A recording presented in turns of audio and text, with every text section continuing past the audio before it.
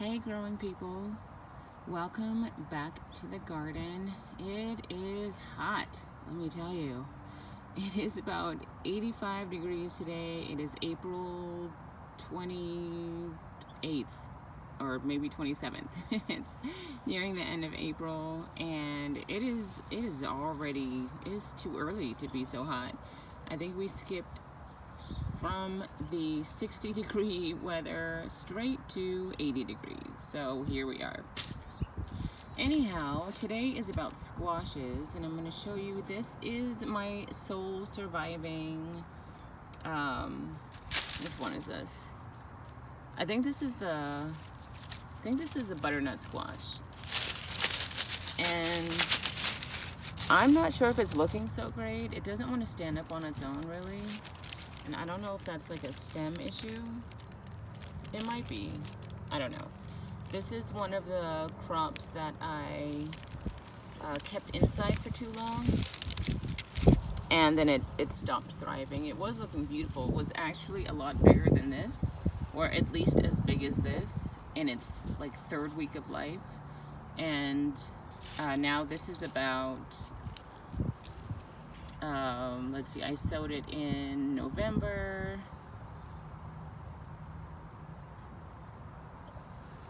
So that's 5 months ago, and this has only been outside for maybe a month or two. And it's not looking great, and I kind of want to start over. It looks like it still has some leaves growing in the center here, but yeah, I don't know. I don't know if the stem is strong enough to keep it aloft. It is growing some new leaves down here, you can see that. But I'm not sure. I might put this one in a smaller container. And well, we all know that squash do not like to be transplanted, and I've already transplanted this twice. So maybe I will change my mind and not move this one at all. Maybe I'll just put some soil at the base here and see how it does. But I do have this empty bag that also used to have butternut squash in it that didn't make it.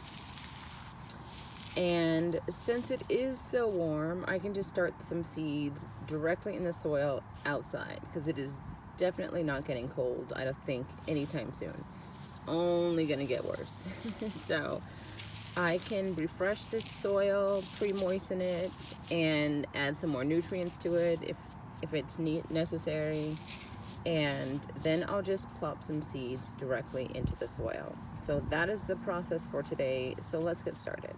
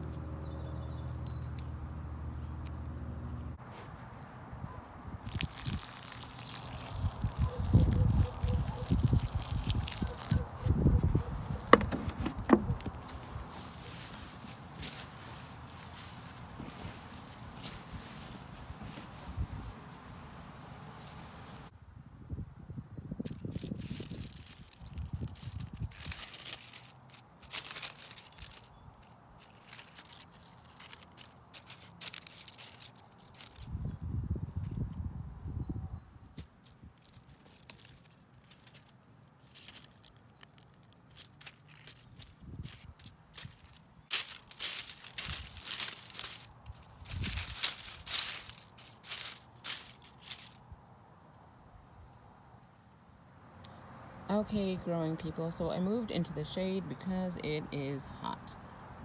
But as you can see, what I did with this surviving butternut squash is just mound up some dirt, some new soil actually, around the base, so it can support its weight. I think it's a little bit top heavy. I think that's why it was kind of flopping over a little bit, because the stem doesn't look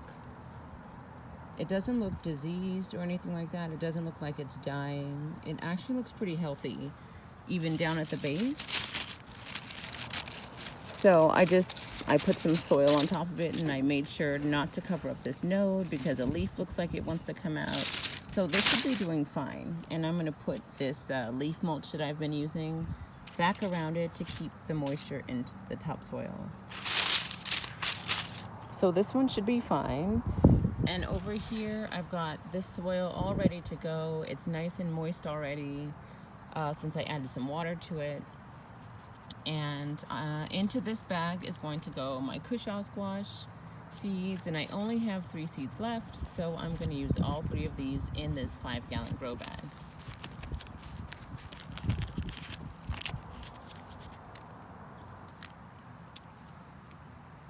Okay, so here they are.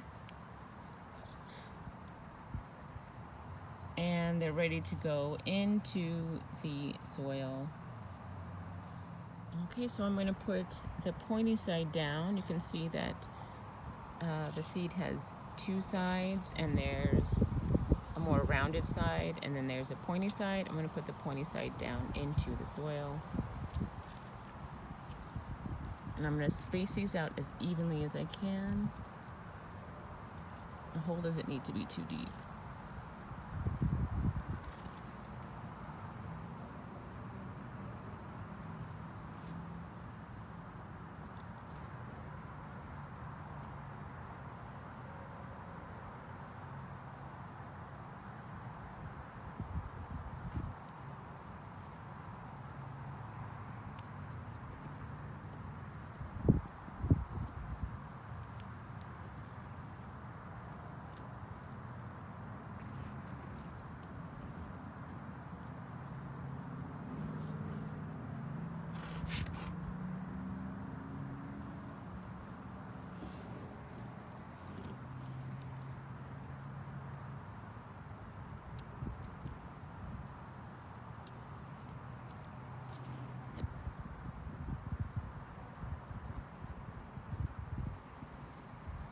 Okay, and the great thing about growing squash in really hot conditions is that squash can thrive in really hot conditions, especially summer squash, and that's what the cushaw squash is. So I'm happy for that. They should thrive, and this is a great way to grow them because, again, they do not like being transplanted. And my whole last crop that I grew, I transplanted most of them twice, and they really didn't like that, and that's probably why they didn't survive. So we're going to keep an eye on these. I'll give it a little bit of water and then put it in its new home. And I will just keep this one. I stopped myself. I was going to compost this one, but I think I won't because it does look like it's living. It does look like it's still continuing to grow new leaves. So we'll just see what happens with its base being supported a little bit better. All right, next up is the 10-gallon grow bag with the other type of squash. Okay, so I've got the 10-gallon grow bag, and believe it or not, it is the last bag of potato soil from my last harvest last fall. So it's the gift that keeps on giving. But anyhow, I wanted to show you as I'm getting dirt from the very bottom of the bag, and when I feel it, it is still kind of moist. It still has a little bit of moisture in it. Now, it hasn't rained in at least a month, I believe, and I haven't done anything with the soil. It's been sitting in this bag since, September or whenever I did my last harvest. So if I squeeze it really tightly, it actually holds together by itself. So that's one of the reasons that I like grow bags. They retain moisture. The topsoil, I'll grab some of the topsoil over here, and you can see how dry that is in comparison. Like if I squeeze it, it's not doing anything. So in comparison with the dirt that came, or the soil that came from the bottom of the bag versus the topsoil, these grow bags are able to maintain their moisture, which is great. For me, it's great for the plants. It's great for the planet. I love it. All right, so I'm going to continue to refresh this soil because it's been sitting around for a while. It needs some water, it needs some more fertilizer, it needs some nutrients, and I will be right back when it's all done.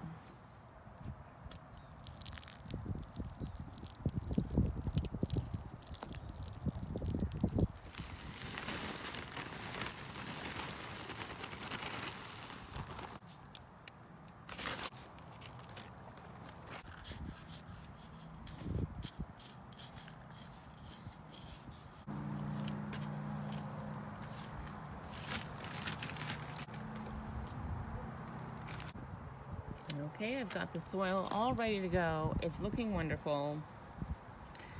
Next step is I'm planting butternut squash in this 10-gallon grow bag, and I think I'll put 6 seeds in it.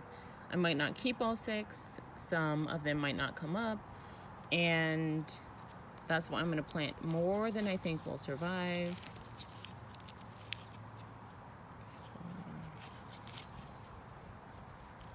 So there's 6.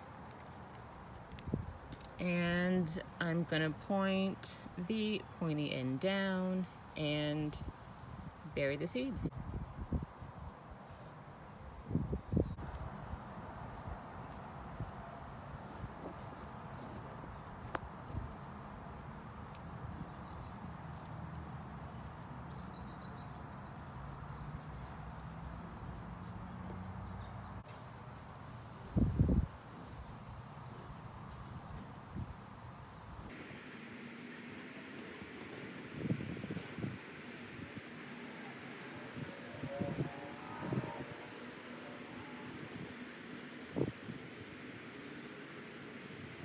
Okay, so they're all now in the soil, and I've got some watering to do, and then one last step that I'll show you.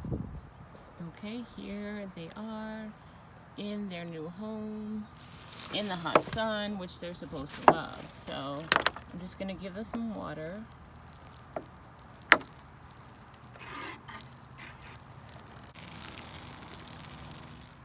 All right, the squash are nice and watered. They are ready to start growing and keep growing. I've got my labels in there so I don't forget what I'm growing. And the last step is to protect the topsoil. And I'm going to do that by doing what you see over here. I'm gonna add a layer of leaf mulch. So I just have a bag of leaves.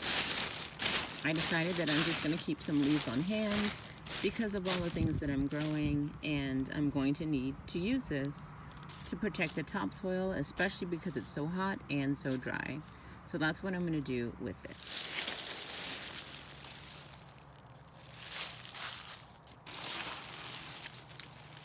The seedlings should still be able to come up underneath the leaves. So I won't put too much of a thick cover, but it shouldn't matter because the stalk should be able to come up anyhow. And for our cushaw squash over here, I'll do the same thing.